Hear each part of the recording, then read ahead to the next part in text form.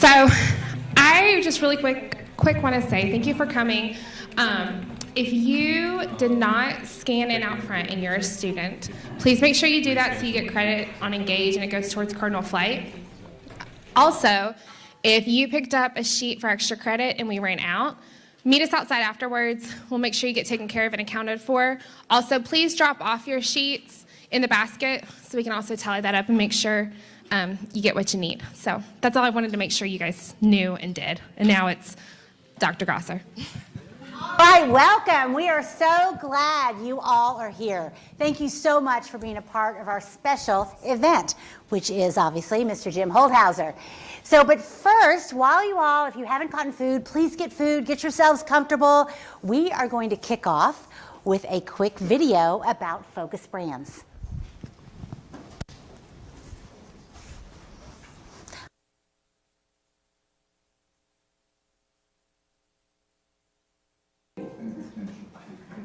Not only do we serve delicious, iconic foods to our guests, but we also Probably in the way. supporting our associates, our franchisees, the communities where we operate, and the owners of this company. We strive to feed people and potential by living out our 5 core values. Respect. We treat everyone with the highest level of dignity and integrity. Ownership. We hold ourselves and each other accountable for the results we deliver. Opportunity. We seize the moment and help our people reach their full potential. Together, we recognize that teaming up is the best way to get it done. Service. We take pride in the quality of our interactions, serving customers and each other. Together, these values make up our roots. Roots are the foundation of life. They're a network of connecting forces, each having a job to do, and are central to the health of a plant and the soil around it. They anchor the plant, so no matter what harsh conditions may be happening above ground level, the roots stabilize the plant and provide a water and a food source, allowing the plant to thrive. The Focus Brands values are an essential life force to our organization. They anchor us in our purpose of feeding people and potential. We live out our purpose statement and values in a number of ways. Our Culture and Inclusion Council helps us to create a culture of understanding, influence inclusive changes, and embody our values in one focused way. Through events and educational activities, professional development, mentorship, cross-team collaboration, and corporate citizenship, our Culture and Inclusion Council and employee resource groups allow us to place an important emphasis on diversity, equity, and inclusion at Focus Brands. We understand how important it is to contribute to the communities where we live and work, and are able to do so through our corporate social responsibility program. Our CSR platform is fueling potential for people and communities we serve and support. Our pillars are empowering people and opportunities and enriching communities. We are excited about the initiatives we will launch to positively impact worthy causes with resources to fuel aspirations through education, entrepreneurship, and change-making, while showing up for communities in times of need and honoring the local heroes who make a difference. I'm proud to lead the incredible team of associates we have here at Focus Brands, and I look forward to working with each of you to continue strengthening our culture and providing a great place to work for each of our associates. Welcome to Focus Brands. All right, now that video is awesome. Jim? Thank you. So that video talks about what it's like to work at Focus Brands. And oftentimes when we think of franchising, we think, oh gosh, we're just gonna go work for a franchisee. There are many ways in franchising, as I've spoken with many of you. And Jim is here to tell us about his wonderful journey, as well as franchising at Focus Brands. But first, before I give a little introduction of you, I thought we would have a little fun. All right. Anybody want some fun? Okay, now those of you, there you go, those of you in my class know that I love what? QR codes. Thank you. All right, so we are going to play a little game, and here's the cool part, is I've always, this is like a bucket list thing. I get to throw some of these out. You can too, Jim. All right, let's do it. So we're gonna throw some of these out, but first of all, to play, phones up, hit the QR code, you too, Dean. Now this is a speed game. The folks that are the fastest, just like Kahoot, guess what happens? You win the most points. Be sure to put your name in because we have a drawing at the end. So we'll do the drawing electronically. So, yeah. Well, actually, I'm going to throw these out to the top first. And you can too, Jim. All right. I mean, is this just not fun? This is cool. Does anyone know what these are? Who knows what this is? It's a whale. Nyla, you're right. What is it, though? It's called who said fudgy? Yes, and it's a fudgy from what brand? That's it. Who said Carvel? Excellent. Man, Beautiful. Nyla, I need to throw this at you. I can't throw that far. We'll save hers. All right. Well, are you all set up? But you get one. You get a fudgy from Carvel Ice Cream, which is one of the Focus brands. All right. So here we go. It looks like we are going in. And there she goes. Quiz time. So here is the first, and it should show up on your phones.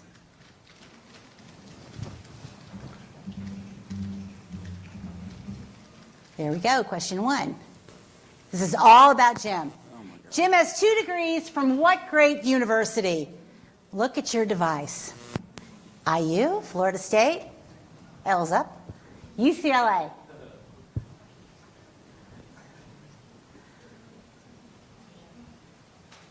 Nyla, catch. I just want to throw one.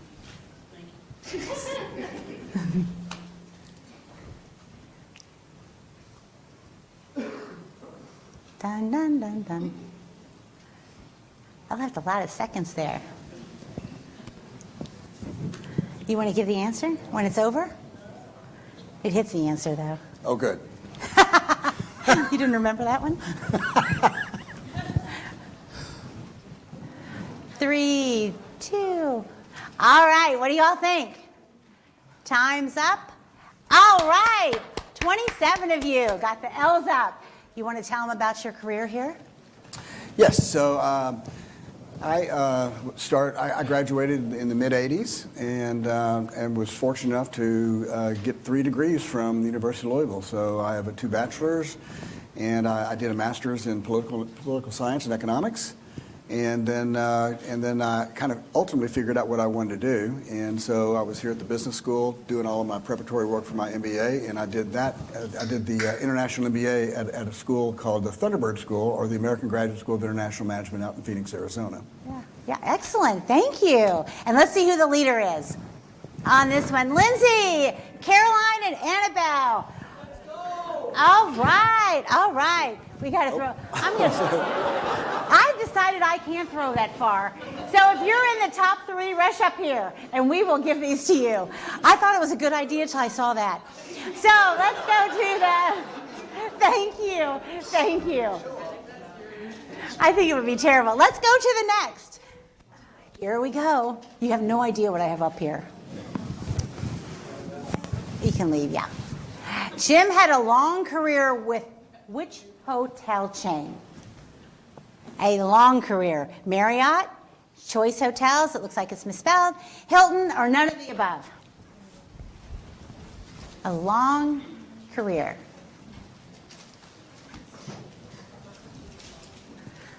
Long.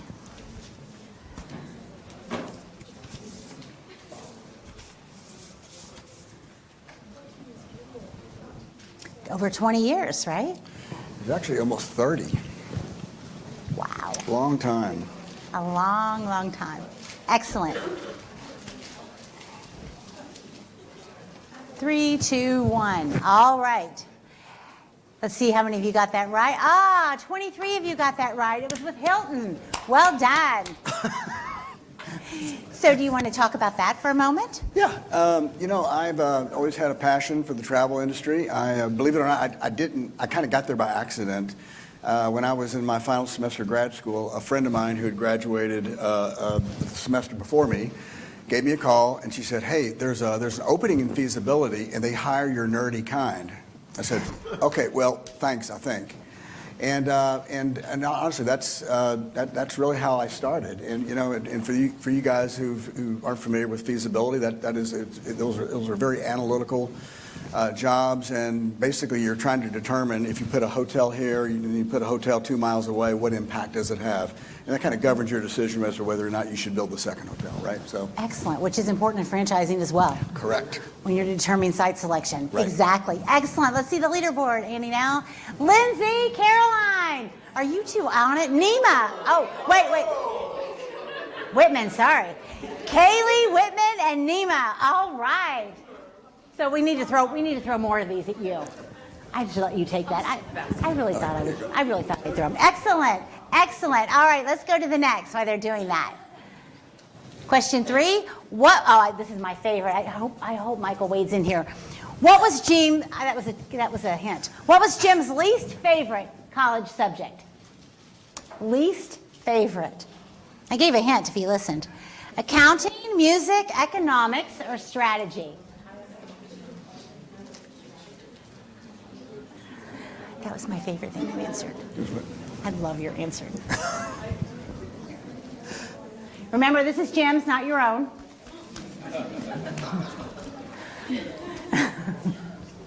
So it might be the same. It might have been for me. So we'll see.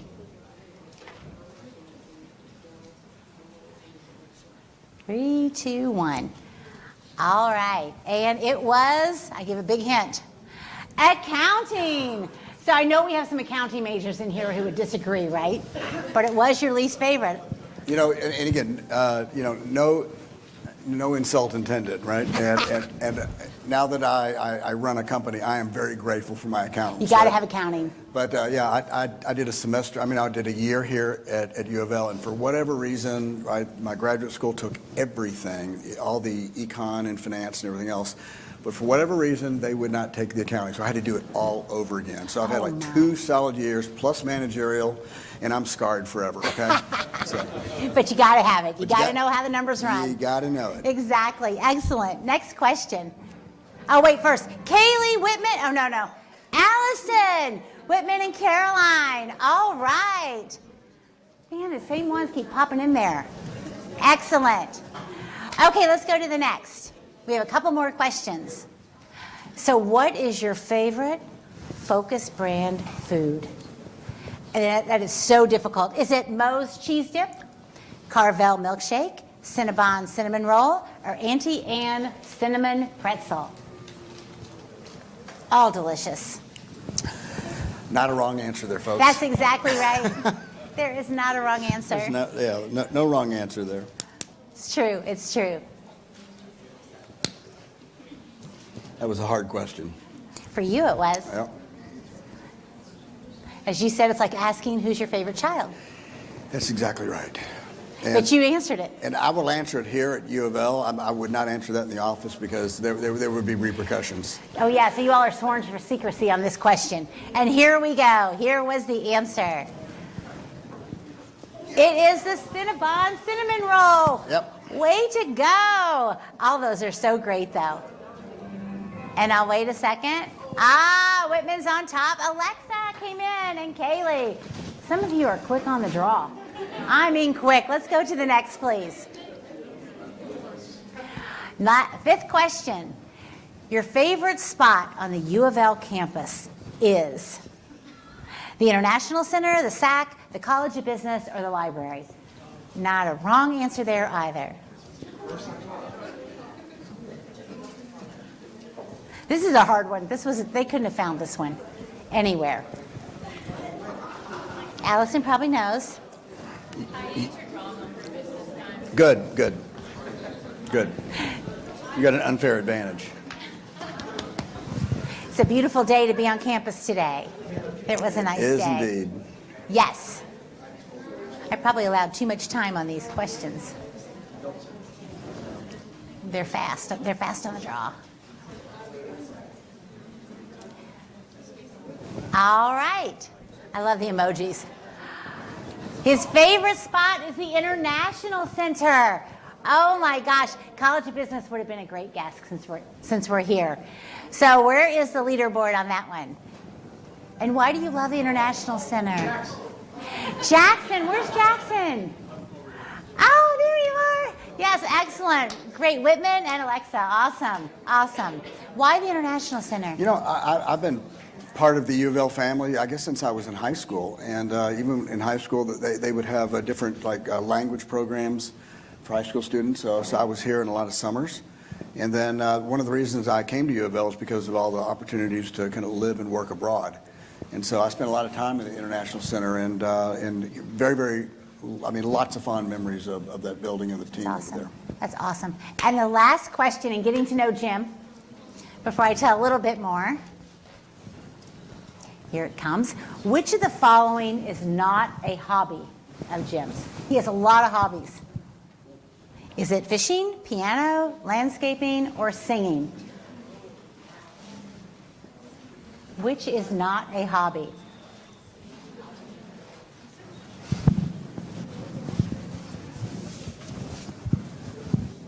I like this question.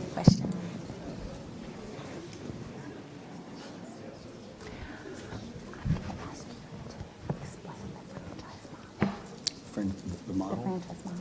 I'm going to ask you that because they're not all franchising students. Okay. Okay. I forgot that part. And here we go. Oh, a lot of you got it. He is not a singer. That is true. But you know the music that was playing when you all came in? Guess who was playing that? Jim was playing that. That is him. He has albums on Spotify, you all. The CEO of a major brand has albums on Spotify, and that's what we listen to coming in. Yep. So, and you have 2 more coming out? I do. There's another one, George Gershwin, some of his piano works, his Preludes and Rhapsody in Blue and some other things. And then another one on Scott Joplin. So I think this demonstrates, you know how we talk about work-life balance in our classes? I think this demonstrates that Jim walks the talk on that. So he runs a humongous, almost $4 billion company, and he still has time to record music. That's pretty amazing. So let's see who got this one, and then we'll start with our questions of you. Okay. Jackson, 500 points. Well done, well done. All right. Okay, excellent. Maybe we should pull out the T-shirts for that, Andy, now on that one. So let's talk about franchising and a little bit more about you as well. Okay. So you left U of L and then you went into the hotel business. Tell us a little bit about your work at Hilton Hotels, because it's a huge franchise brand, 13 brands. And you all may not know that, but there are 13 brands within Hilton that are all franchised. And so you were involved in brand marketing. Can you tell us a little bit about your roles? Yeah, so I was there about 30 years, and when I was in graduate school, we were all taught that, no one stays in a company for more than a year or two. And so, once I got into it, I was having a great time. I was learning a lot, and I just kept going. And all of a sudden, you look around, and 30 years have passed by. The point is, it wasn't a single job over 30 years. It was many, many, many different kind of jobs. So I started, as I said, we started out in feasibility. I used to lead the marketing research group there for a long time. I've done marketing roles, I did corporate planning and strategy roles. And then I started running brands. And so you probably know brands like Home and Suites and the Hilton brand itself, DoubleTree, Embassy Suites. So those were all once upon a time my baby. And then the last 10 years, basically I had responsibility for the whole portfolio. So all 13 brands. And really anything that touched the brands, we had full responsibility, not just for the growth and the performance of all those hotels, but all food and beverage. We had like 5,000 spas around the world. Every fitness center that was in these hotels, and so it was a big job. It's maybe 5,000 hotels in about 120 different countries. So I felt like I'd trained my entire life to do that job, and I really loved every minute of it. And it's interesting, most people don't think about hotels being franchised. And those of you in my franchising course, the first thing we talk about is franchising is way more than fast food restaurants. Though that's my background, and his is hotels, and now he's into the QSR. Tell the group, for those that aren't familiar, a little bit about the franchising model. Yeah. Well, let me give you 2 answers. I mean, technically, what franchising is basically you buying the right from me to use all of my intellectual property, right? So in the case of QSR, you are paying for the right to use that KFC name. you were paying us to have the rights to use all of the recipes, the technology, the marketing and all the support, right? That's in its simplest form. That's really what franchising is. It's again, you are buying the right to use intellectual property. The way I like to think about it is you are buying a business, and the way I like to think about it is you're buying a business in a box. So if you want to own your own business, right, you're going to buy this box from me, and inside this box is everything you need to be successful. So I'm going to give you a name, Hilton or KFC or something, a name that has equity with consumers. I'm going to give you all the recipes. I'm going to give you access, as I said, to my technology. I'm going to give you marketing support. I'm going to train you how to run the hotel or the restaurant itself, right? It goes on and on and on. But basically, I look at franchising as a business in a box, and that's essentially what you're buying from us. And then you will pay like a one-time fee, for access to that box. And then we take a very small percentage of every dollar basically you sell. Usually it's about 4, 5, 6%, something like that. So in its simplest form, that's basically how franchising works. Did I get that right, Professor? You totally got it All right. That was a perfect answer. I should have recorded that. But one of the things that folks don't understand is franchising is a great way to start being an entrepreneur.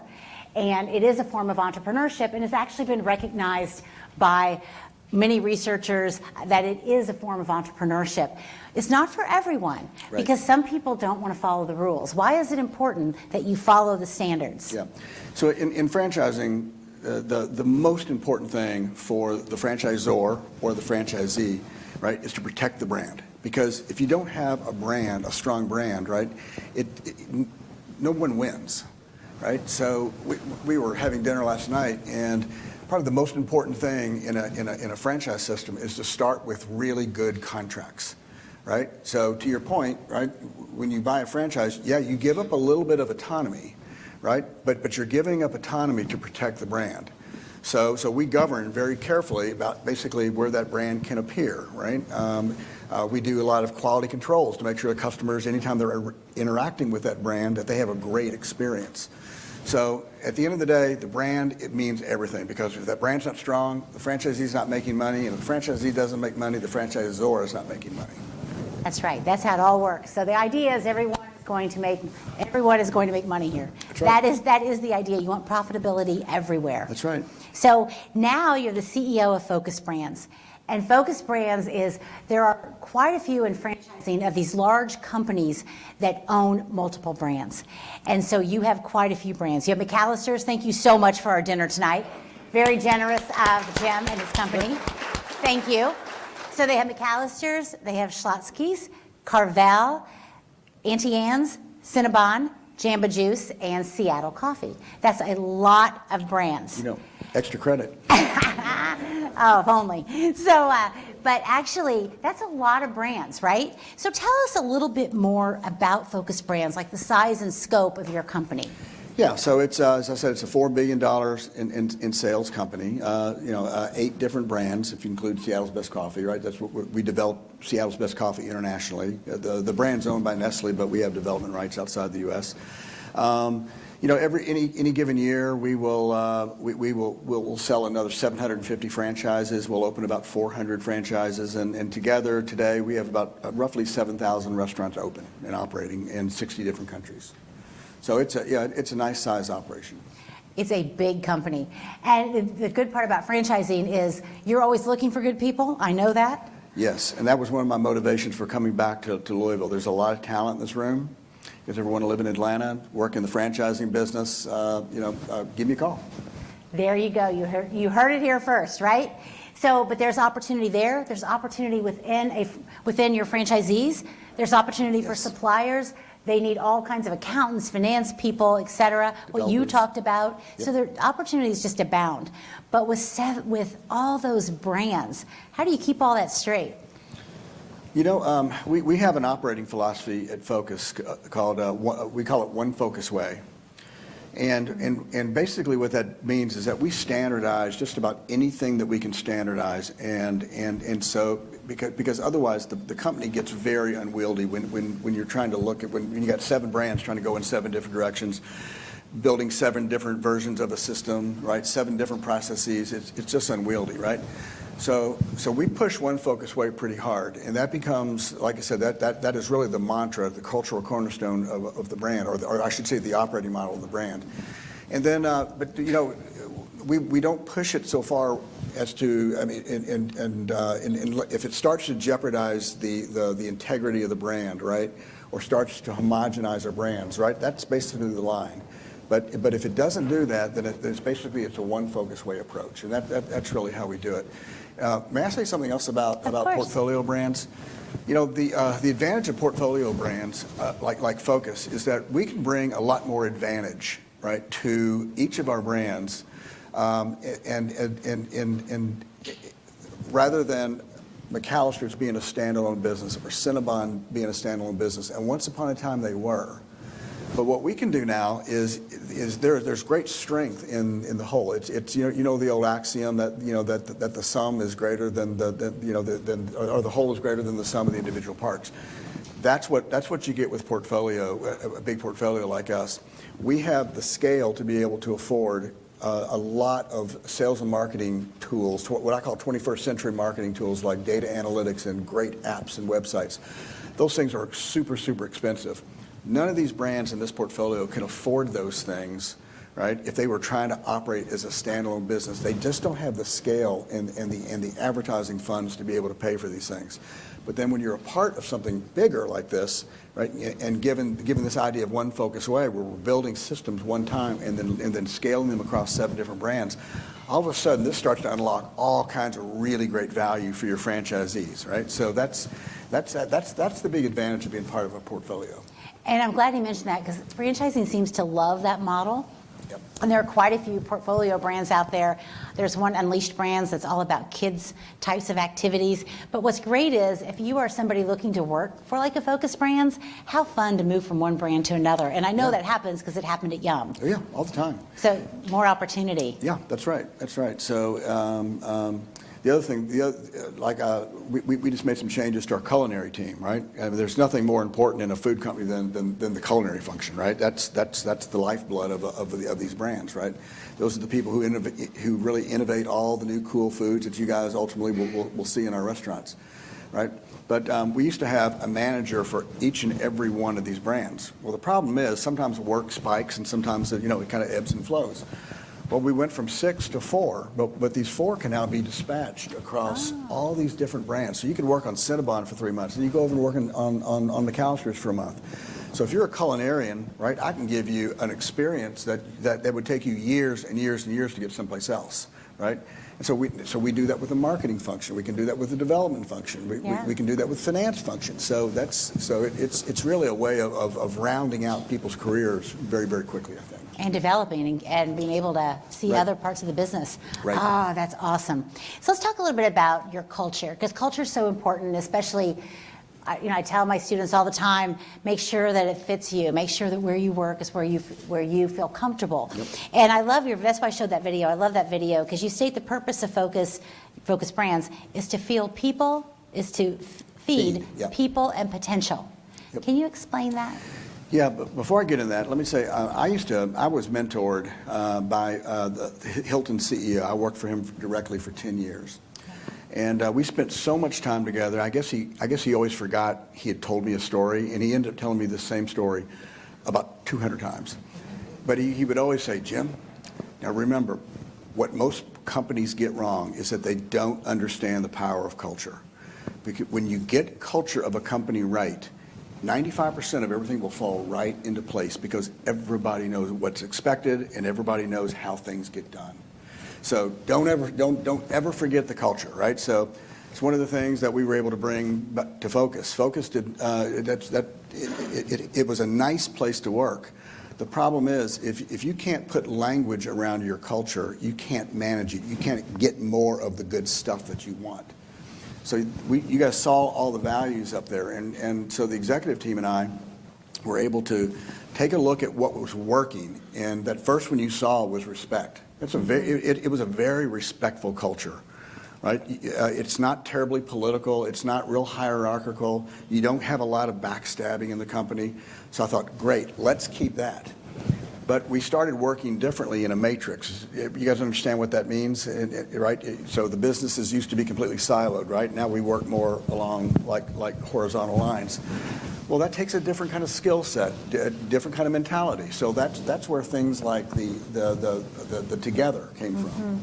So we kind of gave the company the framework, and then we let the team members basically give us the language, because at the end of the day, it had to be meaningful to them, otherwise it didn't matter. So as you can tell, I'm a big culture person. We spend a lot of time creating just the right kind of environment and mindset and behaviors that we're looking for to give us the healthiest possible company. And I have to say, you came up with an awesome acronym. Roots, You know, yep. corporate worlds are full of acronyms. And so, but that is a good one that has meaning behind it as Yep. well. Yep. Yeah, and that's because, and then another thing is, if you don't give it a little acronym like that, won't remember. people forget it, right? That's right. Yeah. That's right. That's a good technique. So we've talked about franchising. There's also something called licensing. And I teach a little bit of it in the class, but we're going to teach more with your help. But licensing is a different way and something that many of us may not have thought about. Can you explain the difference between franchising and licensing, and maybe talk about Cinnabon Yep. when it comes to that? So when I was looking to join Focus, I spent a good 30 days analyzing, just like any of you would. You're analyzing the balance sheet. You're looking at the company's P&L and trying to figure things out. And I saw this line item called licensing. I thought, what the heck is this? I had no earthly idea what it was, right? And it took me a few months to get my head around it. And now I'm a big raving fan. But essentially, what this is. You can take your products and you extend them, right, outside of the bricks and mortar stores.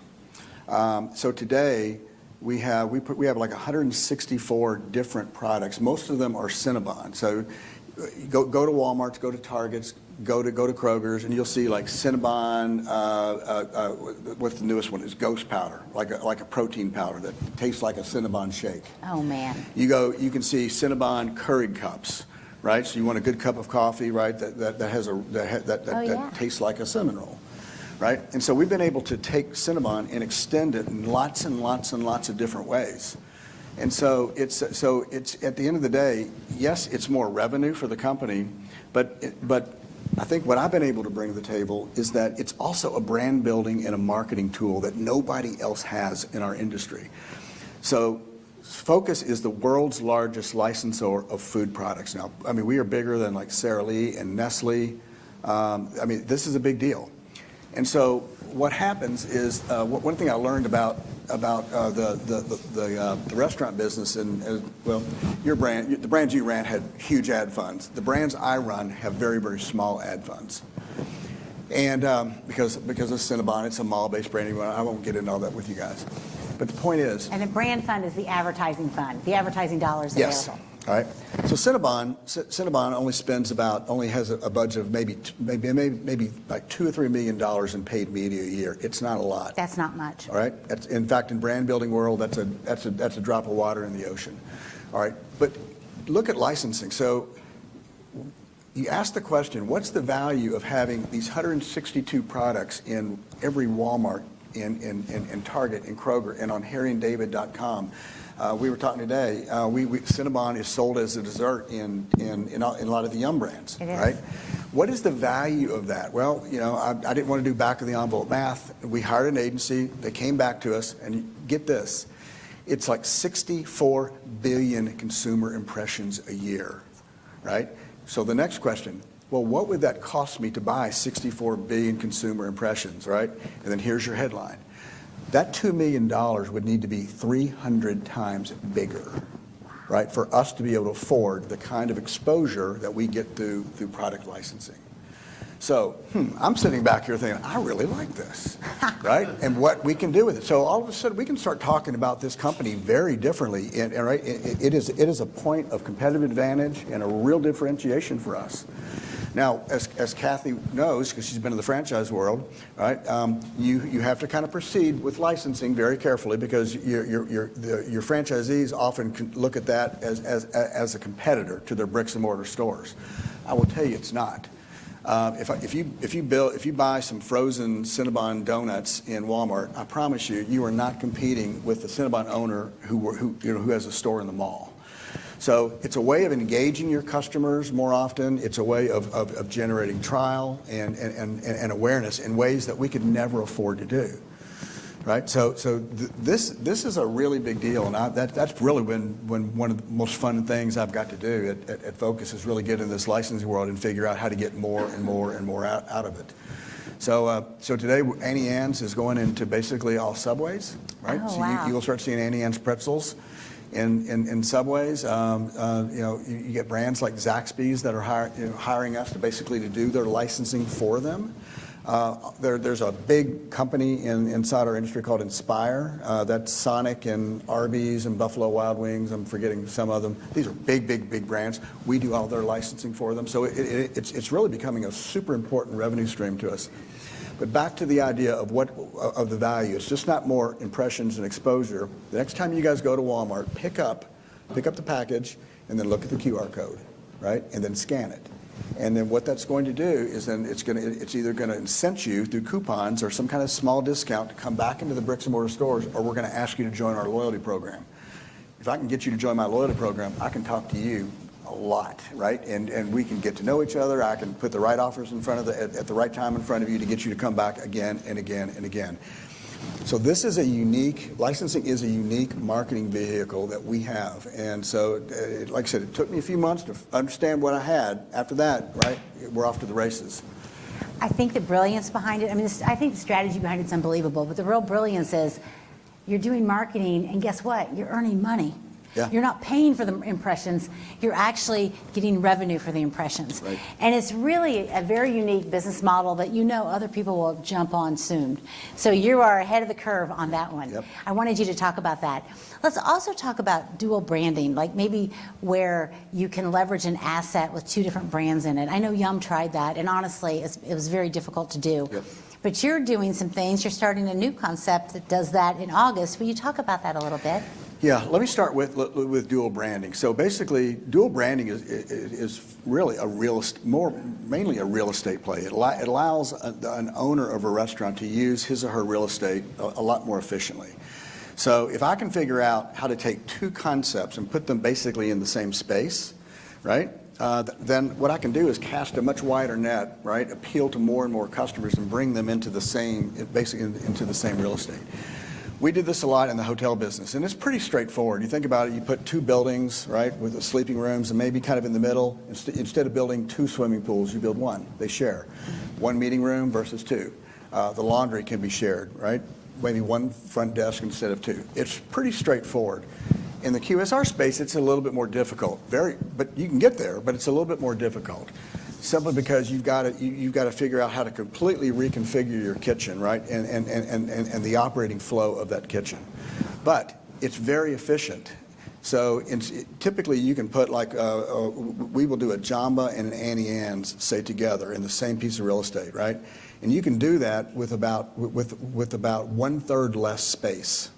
Right? You don't need as many refrigerators and prep areas and freezers, and it kind of goes on and on and on. So it's a very, very efficient way of using your space.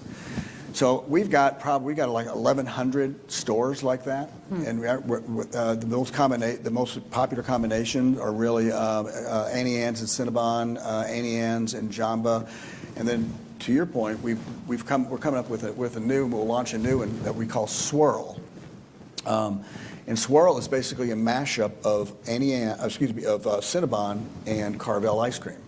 And yes, you can still get a cup of Carvel ice cream. Yes, you can still get a cinnamon roll. But then right in the middle, there's all kinds of brand new products when we put these things together. So think of a giant waffle cone that tastes like a cinnamon roll, right, filled with Carvel ice cream. Please, right? bring it.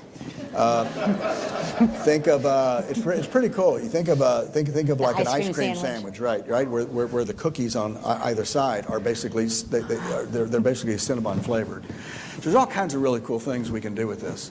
So again, dual branding, I think it gives your owners a lot of optionality. As I say, it's a very efficient use of real estate. But like I said, it's a little bit harder to get. But I think the process that we follow, and unless you want to, we won't get into all that. I think we really do come up with the right answer. I think we're doing it well. And all that you do helps the franchisees. So that fee they're paying, they win from that. And you said you have a line of people that want this awesome Yeah. new concept, Yeah. which I can imagine. Which I'm going to have you talk about something that a little even off my script, but you talked about it last night that I think the students will find fascinating. You know, we're in a labor market crunch in quick service restaurants. Yep. So difficult to find labor. It's hard. You all know that. And some of you actually do those jobs. Thank you very much on behalf of the industry. But you talked about a Jamba Juice, which I didn't, should have brought that one up. You talked about you have stores now where robots are making the products. Just tell us about that. So this is still a little bit in the experimental state. We've got 10 locations out in the market. We're testing robots that basically make really, really good smoothies. They're in. We got one in Walmart. There's another one, a couple in hospitals. There's one in. We're testing them in universities. We're testing them in fitness centers. I volunteered us, you all. We're waiting. And what's really cool is that you basically just download the app, the Jamba app, and you order your smoothie. All your payment information is stored, right? So you're really not even interacting with a person, and the machine basically makes your smoothie. The whole thing can be operated with about 2 hours of labor a day. You need someone to come in and kind of replenish the fruit and basically clean, and that's about it. Wow. So you can actually put these in locations where the sales aren't as much as say you would need for a bricks and mortar, but the owner can still make the same kind of return. So this starts to check a lot of boxes because labor is really one of the biggest pain points in the QSR space. You've got about 120% turnover every year, right? And then so not only is there high turnover, but there's just been lack of availability of labor in our space. So I think there's something here. I think you'll see a lot more automation, a lot more robotics playing bigger and bigger roles in the QSR space in the years to come. As is AI. Are you all using AI for anything in your business? We were talking about that a few minutes ago, Dean. Yes. So we've got about 20 million members of our loyalty programs. And today, if you guys are online and you go to, say, I'll use Moe's as an example, right? AI is operating underneath our apps and our websites, and they're looking at the time of day, the time of the year, day of the week. They're looking at your history with Moe's, and then we're going to make a bet.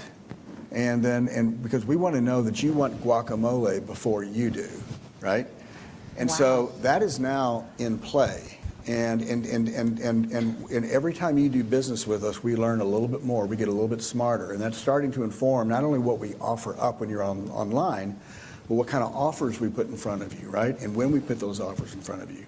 So this is all live and working right now. And I was telling the dean a few minutes ago, just with what we call, it's called suggestive selling. When I serve up something you haven't ordered to see if you want it, when that is on, we get about a 3% lift in average check in our space. So, this is the future. This is where it's going. And as I like to tell people at Focus all the time, this technology and these 20 million people, and it will soon be 30 million people, that will be our most valuable asset, perhaps even more valuable than any individual brand.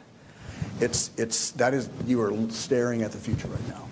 And actually, when you talk about a 3% lift, that may not seem like a lot. That is a lot. That is a whole lot. And so even to get a 1% sales increase sometimes is difficult. Because you're going to take that and multiply it by across millions of transactions every year, right? And it ends up meaning many millions in incremental revenue. Well, let's talk about a time that was probably not so easy, and that was the pandemic. Yep. The pandemic was really difficult on businesses, and you all know that. Tell us a little bit maybe about a couple of your brands and how they fared during that. Can I get to that in 1 second? Of Can I course. tell a personal story? Please. All right, so are you talking about bad luck, all right? I started as the CEO of Focus in February of 2020. Oh, wow. Okay, all right, so I had 1 week and a half of a week with a full team in the office. That Thursday of my second week, we sent everybody home to stress test a VPN to make sure we could run the company remotely, right? And then no one came back for 18 months. Okay, week 3, my CFO came to me and he said, well, I've got good news and bad news. I said, well, I'm an optimist. Give me the good news. He said, we have $150 million in the checking account. Oh, great. The bad news, expenses relative to the revenue coming in means we close the doors in 6 weeks. So week 3, we laid off 35% of the company.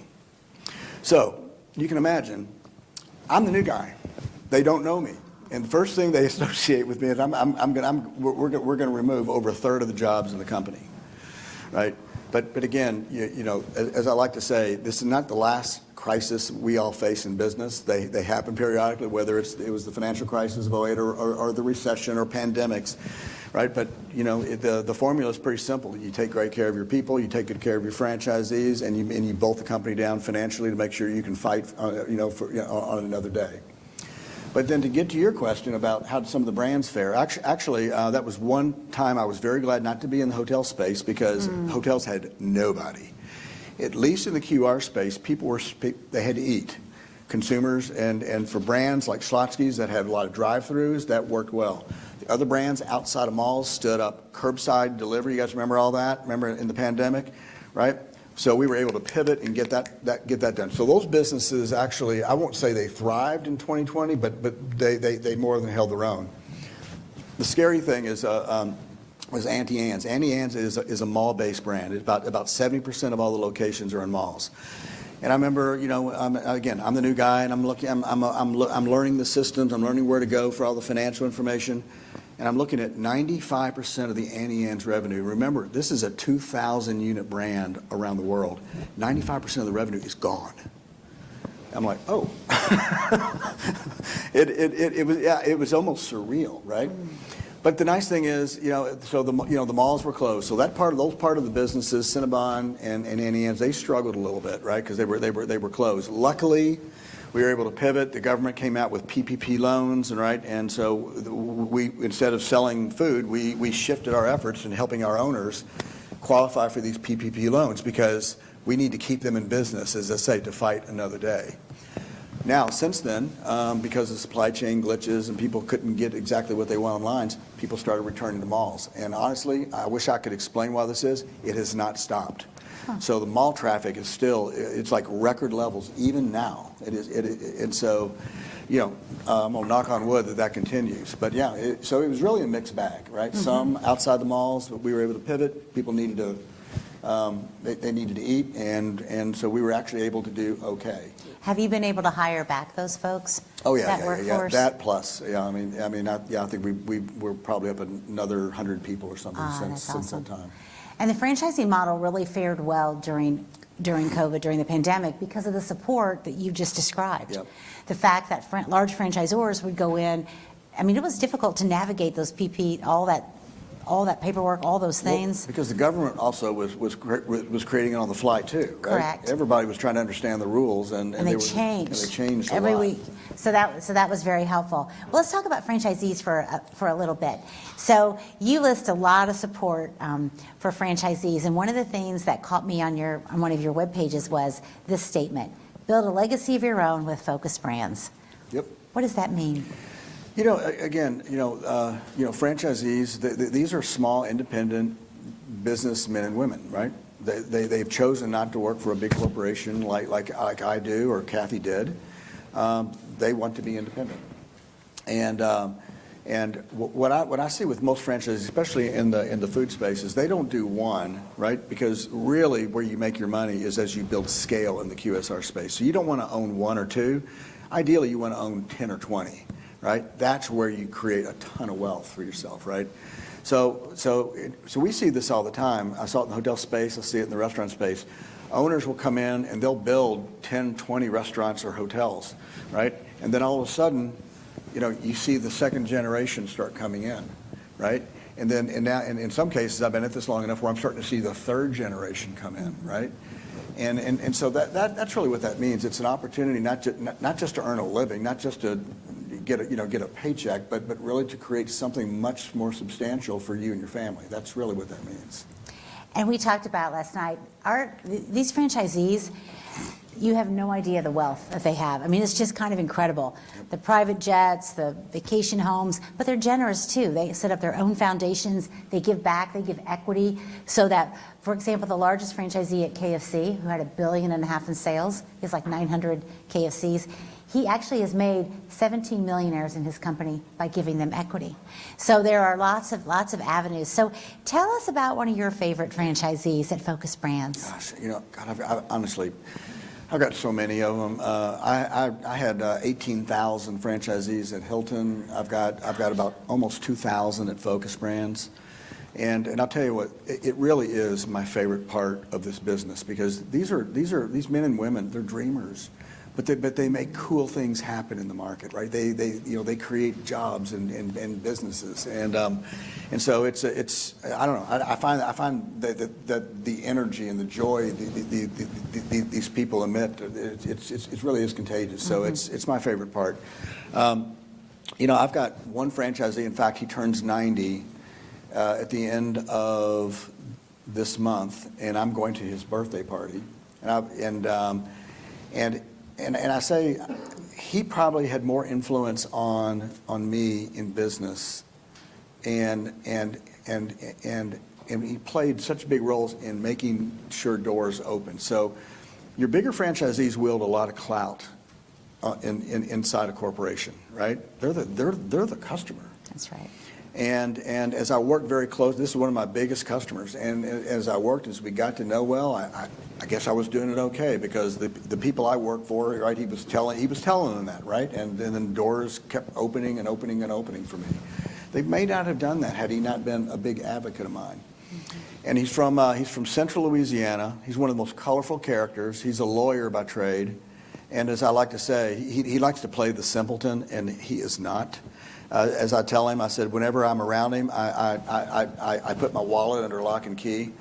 But he'll say, he loves to say things like, "Mr. Holthouser, come on down Louisiana. We're going to drink whiskey and talk big," right? And he's just so colorful, right? So not only has he become a friend, but we did some great things together in brand building. He helped my career out. So I can't really just thank him enough. So I'm going to his party, and by the way, he owns a big Waldorf Astoria in downtown New Orleans. It will be a nice party, I promise you. I can imagine. It reminds me, we had a franchisee from Arkansas, and I see my friend Gary, he'll remember him. He would say, and he was brilliant, we called him Midas behind his back, because everything he touched turned to gold. He owned banks, so like 80 KFCs, I mean, we're talking ultra successful. And he'd go, "I'm just a dumb old country boy from Arkansas, I don't know." And I'm like, oh my gosh, and we're talking Don't believe them. mega, oh, exactly. They would always say those kind of things. But working hard is amazing. Those franchisees are incredible folks. Incredible folks. What do you think is most important in running a franchise brand, which we run 8 franchise brands? What do you think is most important? Again, there are many things that are important. Yeah. Really, many things. I think I stated a few minutes ago. Great franchising is predicated on strong contracts. If you don't have the means to protect the brand, right, it's not going to work. It's not going to end well for anybody. Mm-hmm. What I would say is, I think there's a mindset to dealing with these entrepreneurs, and it's funny. It's something when we hire people who run our brands. At Focus, each one of our brands will have a brand, basically a brand president. And in the past, we would look for things like, oh my God, he came from Starbucks. Oh, he had a Harvard MBA. Great. And what we learned is those were not good predictors in terms of whether you're going to be successful in franchising, right? Those predictors are a lot. There's like a litany of soft skills that you need. So if you're a good listener, if you can operate with a little bit of humility, right? And if you're not approaching your franchisees with, this my way or the highway, I have the contract, I know more than you do, those things don't work. In fact, they backfire. So again, I think there's a lot of soft skills that we look for today, in addition to MBAs and other things that are important to have, right? But it's a certain skill set and mindset, I think, to succeed. I'm sure you've seen the same thing in your part of franchising. So. Oh yeah. My students, I didn't pay him to say that about soft skills and relationships. I promise you, I did not pay that. That came right out from you. Yeah. So it's so true. So your own Focus Brands is owned by a powerhouse private equity firm. So I don't know if you all are familiar with private equity, but it's really done well with franchising. You're owned by Roark Capital, Yep. which is one of the largest private equity firms ever. Can you tell us a little bit about that relationship? Because I think that's something that many of the students may work for private equity or know something about it. Can you talk about that? Yeah, so again, Roark Capital is the largest owner of restaurant brands in the world now. So its two biggest companies are Focus, and then this company called Inspire, the one I mentioned a few minutes ago. So that's Arby's and Sonic and Buffalo Wild Wings, and they're, as I said, they have a bunch of brands. And Dunkin'. Oh, I forgot about Dunkin' and Baskin Robbins. Yeah, don't forget Dunkin'. Tons of them, right? Yep. So these are very sophisticated financiers. They understand financial arbitrage probably better than anybody I've ever met. What they're not particularly good at is running portfolio companies, and that's where my team and I come in, right? Mm-hmm. The nice thing is we are on the hunt for more acquisitions. We will. This is an industry that's just ripe for consolidation. And so I feel like I've got this powerhouse behind me that really can help me find and then vet these opportunities to make sure that they're the appropriate financial fit for Focus Brands. So we work very well together, very closely together. I put them to work for me, and because I don't have all the time in the world to go out and start hunting for all these acquisitions myself. That's what they do.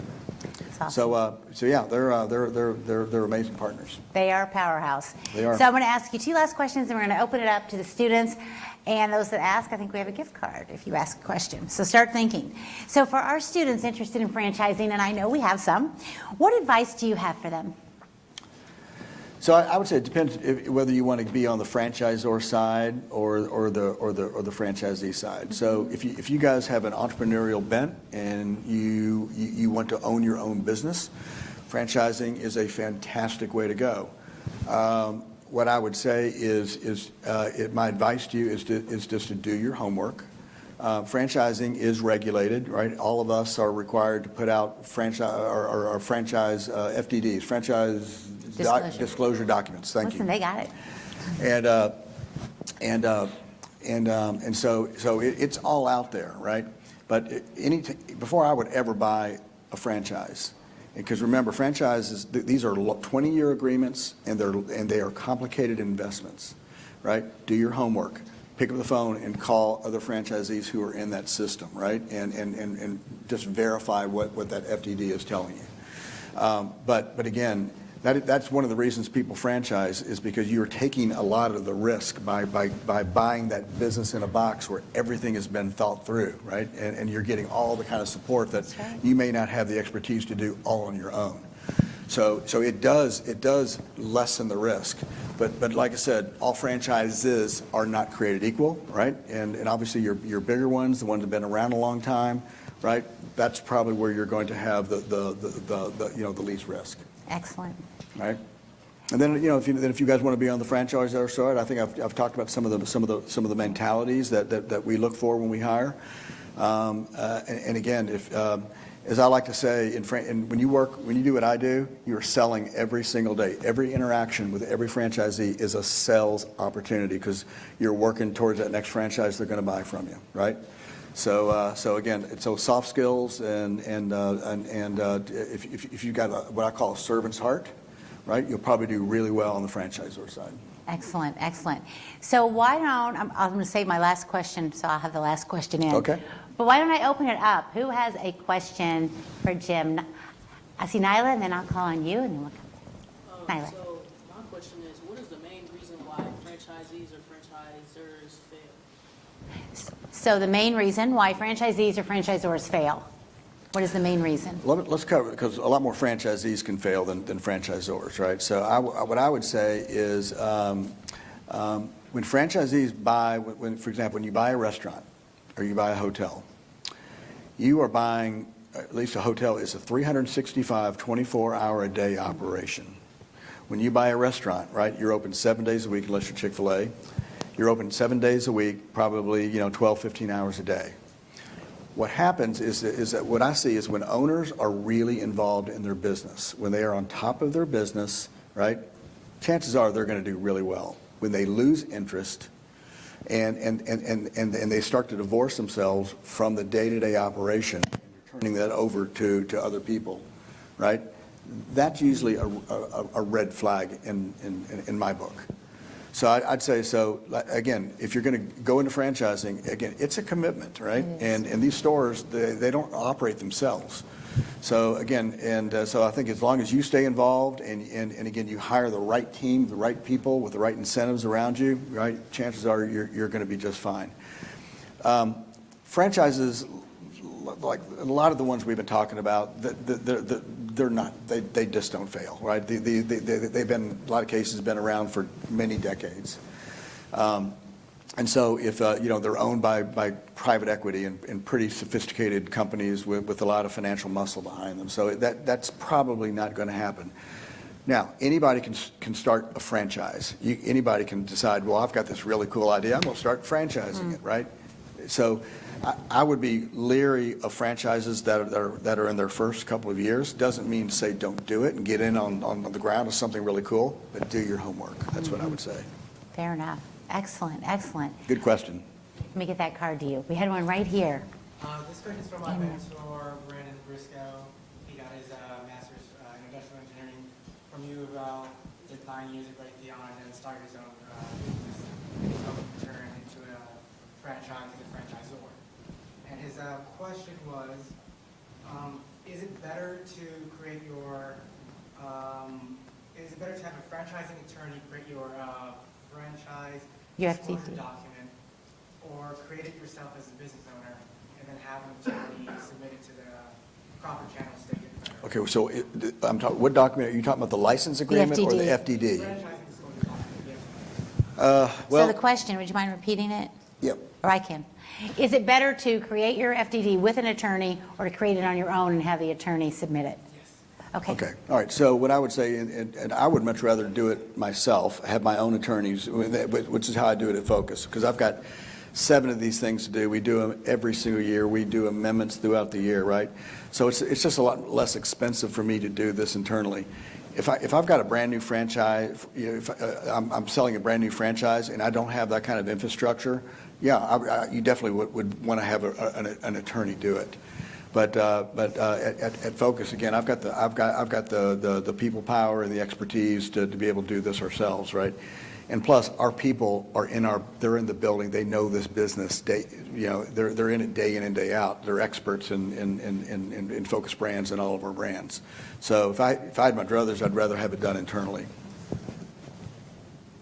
All right, good point. Good question. Unless you knew. Yes, let's go with you first. Yes. Ma'am. So, thank you for coming today. My question was, what do you think was your most beneficial career, pivot, or what position do you think kind of propelled you forward the most? I had one job. I used to run Homewood Suites. Everybody know that brand? And before I had Homewood, I was the brand head for Embassy Suites. And that was the brand in the company at the time that was the path to fame and glory. It had the money, it had the prestige, right? That brand was mine. The guy I worked for said, I want you to go over to Homewood. And I thought, why are you sending me to outer Siberia, right? But because it was a turnaround situation, and it had no money, it had no pipeline. We had tried to, we just didn't have the formula down yet, right? Those 6 years ended up being some of the most pivotal for me because I learned so much more about leadership. I learned how to be scrappy. I learned the value of putting the right team around me, right? So I learned more in those 6 years probably than I have in the rest of the 25 years. But one of the things I wanted to say about the CEO role, and I'm sure we've got a bunch of future CEOs in this room, but one of the things I think I did really well is I kept moving around and challenging myself to learn things: feasibility, stint in marketing, corporate strategy, brand management. Kept changing brands because the more you know, right, the broader your perspective. So when I look at the role I play today, I am very rarely the smartest or most informed guy on whatever we're talking about in the room, right? But I'm enough of a generalist to know the questions to ask, right? So I've got a great development team, right? But I've been around this for 20 years. I know the tricks, and I know the questions to ask, right? So had I not moved around a lot of different bases and learned a lot of different things, this would be very difficult for me to do this job. Excellent, thank you. Thanks, Lexi. All right, we have one here, and then we have one in the back. Yes, sir. What was your biggest regret or mistake you made? What did you do about it? Biggest regret or mistake? Biggest mistake. And what did you do about it? All right. I'm going to think about that because what I will tell you is I really have very few regrets.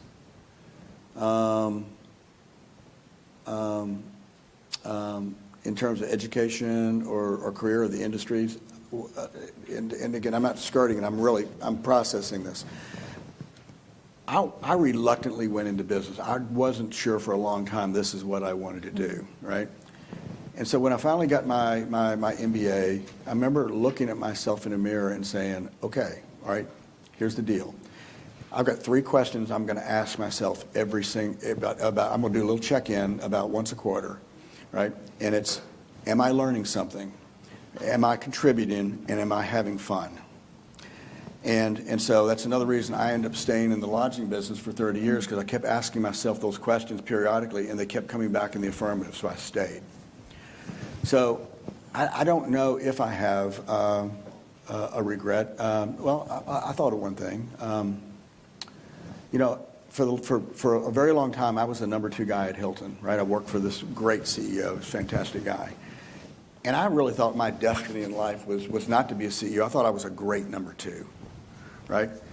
When I finally got that CEO role, I thought, why didn't I do this 15 years ago? I really like this, and I'm good at it, right? And so maybe if there's one, that might be the one regret I can think of, is that I should have done this 15 years ago because I was ready to do it and I had the talent to do it, and I kind of stayed where I was. So that's probably the best answer I can give you. Those are 3 good questions. Will you say those again? Am I learning something, and am I contributing, and am I having fun? 3 important ones. Yeah, and it doesn't need to be any more complicated than that, right? So that's easy. I think we can all remember that one. Excellent. We had a question in the back, I thought.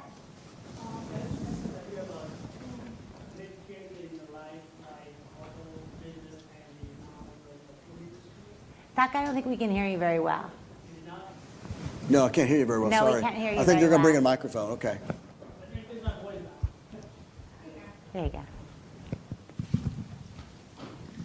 As you mentioned that you have 2 different careers in your life, like major one in the hotel industry and the other one in the food industry that you are currently in. If you have to put you aside from the CEO of Focus Brand now, can you tell us which one is better for the franchises? Which to pick, hotel or the food industry? Hotel or food, which is Be better? honest. Well, yeah, okay, I'll be honest. On the spot. No, I will tell you. I am very passionate about the travel business. I believe that travel is the absolute best teacher. If you guys have not gone abroad, and do yourself a favor to go, right? You will learn more than you will learn in any textbook or classroom, I promise you. So yes, I love the hospitality and the travel business. What I will tell you, I got to my early 50s, and the reason I left is because I'd been there 30 years, and I thought I was getting a little stale. It would have been very easy just to keep doing what I love to do. But I tried every year to do something that makes me uncomfortable. So I left the security of that industry, and I took a 2-year sabbatical. I'm a real estate junkie, so I do hotels and farms and apartments. And so that's my side business that my wife and I run, right? And I really had no intention of going back into the corporate business. So as I like to say, the QSR industry found me. I didn't necessarily find it. And the reason I made the jump is not necessarily because of food, but because the models are so similar. They're both franchising businesses. They're branding businesses. They have a domestic, they have an international component, right? I knew what to do with it. And yes, the operations are a little bit different. Supply chain plays a little bit of a different role in QSR than hotels. Beyond that, it's the same model, right? And so I knew exactly what to do with it. So that's really how I made the leap from hotels to QSR. Okay, this little side business of his, you all, he owns 10 hotels, Hiltons and Marriotts. That's a side business. And farmland, as well as other pieces as apartment homes. So that's pretty cool. Yeah, I enjoy it. He is definitely quite the entrepreneur yourself, you are, and a franchisee, which is fantastic. Think about how being a franchisee makes you effective in your role, because you know.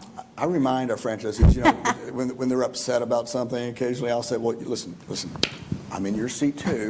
It's good though, because it adds that empathy. Yeah. You can put yourself in their shoes, exactly. How about one more question and then I'll ask the last and do our little giveaway. Okay. Yes, ma'am.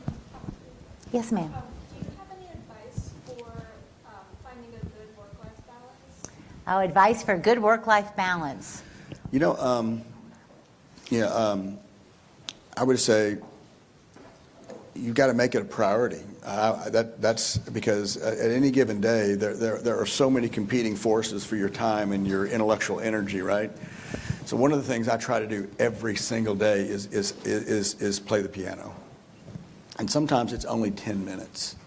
I try to work out every single morning, right? If I don't do that by 5:30 in the morning, it ain't going to happen, right? So I would say there's no magic answer to this. I would just say you just got to make it a priority, and if you do make it a priority, chances are most days you'll have that balance. Does that make sense? You're welcome.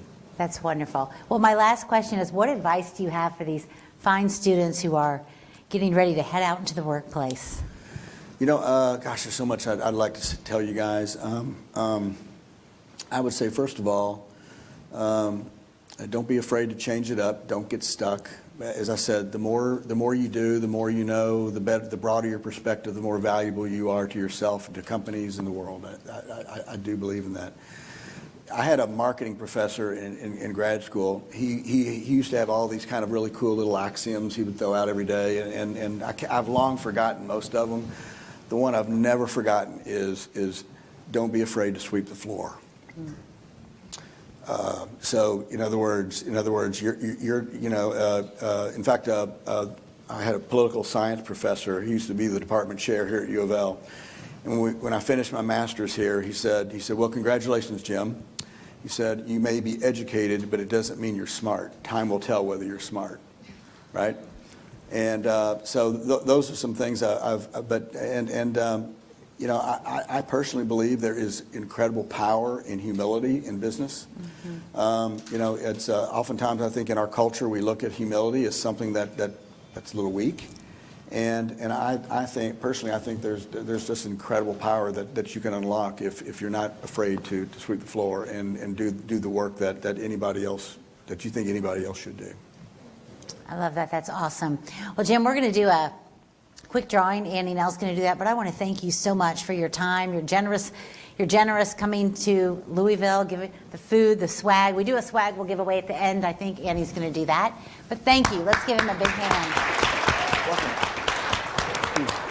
It was wonderful. And now we are going to spin the wheel. We can spin it. All right. So we're going to spin. What's the first one you're going to spin for? We're going to do 5 quick spins. Well, $20 gift card. Can't beat that. It's very generous. Very generous. Thank you. As we're spinning. And the winner is V. Woohoo! Where's V? Is V here?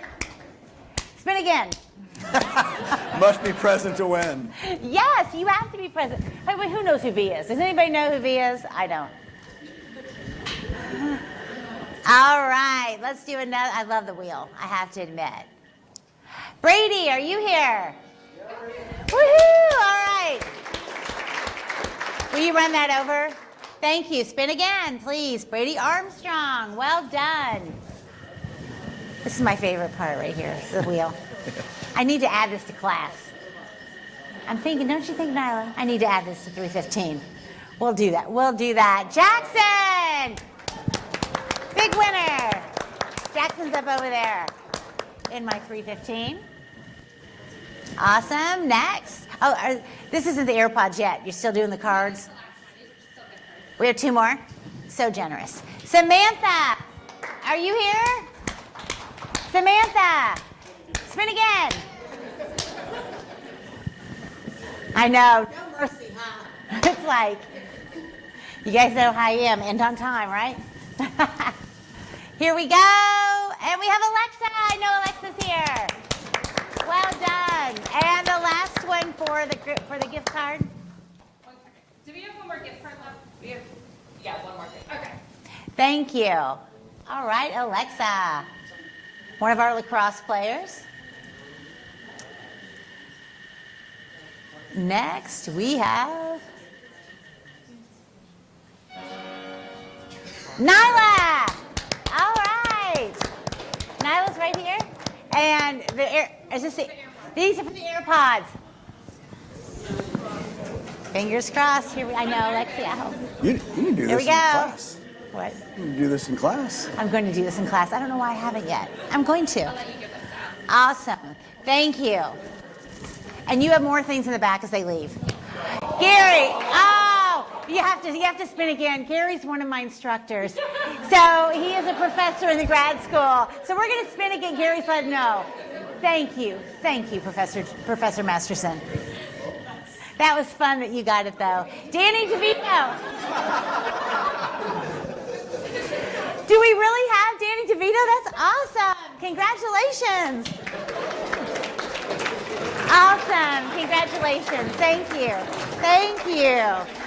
All right. And with that, I think you have swag in the back. Annie Ann, I want to thank you all for coming. I hope you learned something. Jim, thank you again. Welcome. You were just wonderful. Thank you. Thank you so much. Oh, I enjoyed it. Thank you.